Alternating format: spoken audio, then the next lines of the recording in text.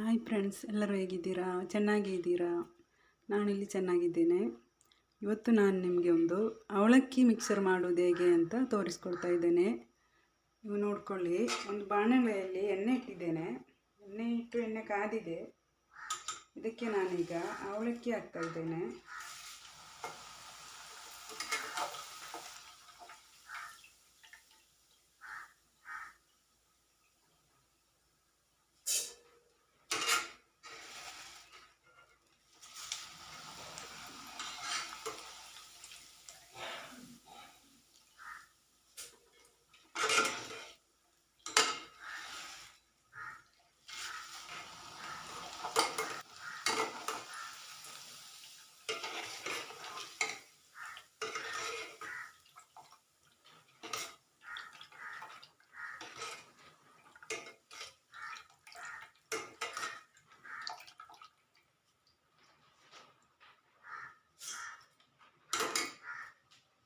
ಇನ್ನು ಇದಕ್ಕೆ 1 ಕಪ್ ಆಗುವಷ್ಟು ಪುಟಾಣಿ, ಇದು ಹುರಿಕಡಲೆದ ಬೇಳೆ ಹಾಕ್ತಾ ಇದ್ದೇನೆ.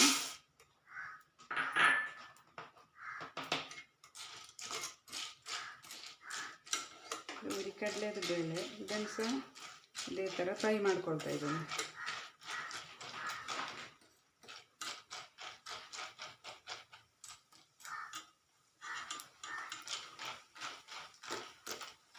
ಸ್ವಲ್ಪ ಕೆಂಪು ಆಗುವಷ್ಟು ಫ್ರೈ ಮಾಡ್ತಾ ಇದ್ದೇನೆ.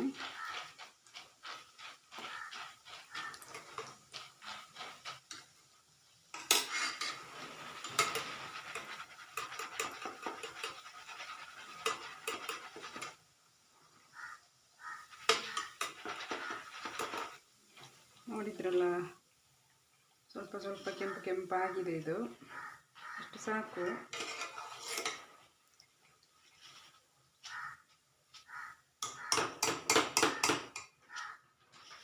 ಇದನ್ನು ಅದಕ್ಕೆ ಹಾಕ್ತಾ ಇದ್ದೇನೆ.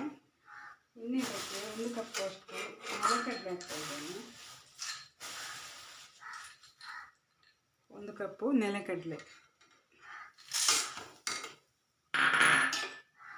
ಇದನ್ನು ಸಹ ಅದೇ ಥರ ಫ್ರೈ ಮಾಡ್ಕೊಳ್ತಾ ಇದ್ದೇನೆ.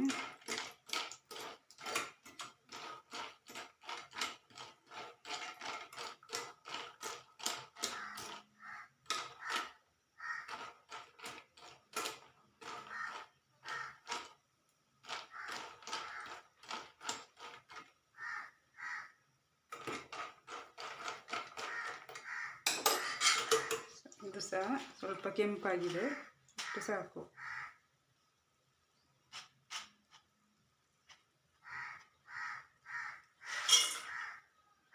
ಇನ್ನದಕ್ಕೆ ಕರಿಬೇವು ಹಾಕ್ತಾ ಇದ್ದೇನೆ.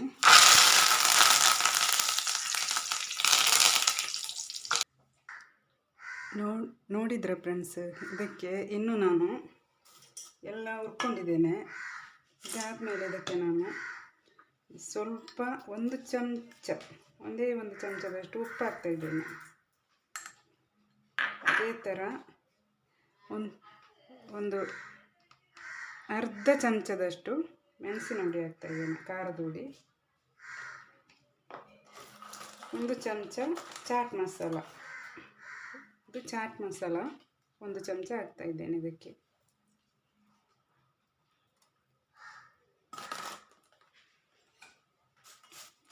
ಇದು ಮಿಕ್ಸರು ಅಂದರೆ ಅಷ್ಟು ರುಚಿ ಇದೆ. ಇದು ತಿಂದು ನೀವು ಸಹ ಹೀಗೆ ಮಾಡಿ ತಿಂದು ನೋಡಿ, ನಿಮಗೆ ಸಹ ಗೊತ್ತಾಗ್ತದೆ ಹೇಗಿದೆ ಅಂತ.